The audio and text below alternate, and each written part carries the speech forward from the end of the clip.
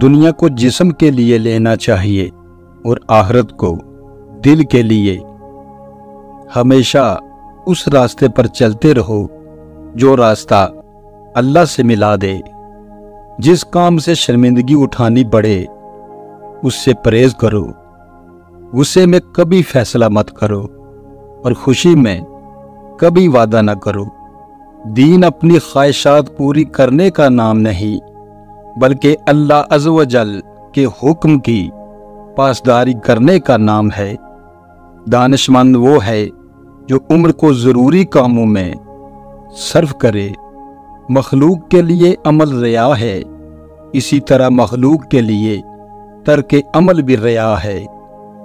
علم کو ریا سے اور پیٹ کو حرام خوری سے بچائے رکھو، اسی میں تمہاری فلاح ہے۔ اخلاص یہ ہے کہ انسان اعمال کا بدلہ نہ لے۔ ادب بہترین کمالات اور خیرات افضل ترین عبادت میں شمار ہوتا ہے۔ محبت کا اثر لازمی ہے۔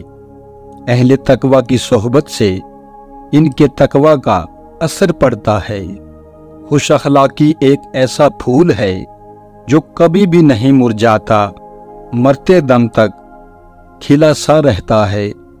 وقت ایسی دولت ہے جو امیر اور غریب دونوں کو یکساں طور پر ملتی ہے۔ دولت سے مالا مال ہونا چاہتے ہو؟ یا رزاق کاغذ پر لکھ کر اپنی جیب میں رکھ کے چلا کرو۔ اگر تم لوگوں سے دولت میں آگے نہیں بڑھ سکتے تو حسن اخلاق سے لوگوں سے بڑھ جاؤ۔ جو چیز بھی تجھ کو حق سے مانی ہو جائے وہی تیرا بزرگ ہے۔ دنیا دریا ہے اور اس کا کنارہ آخرت ہے اور اس کی کشتی تقوی ہے۔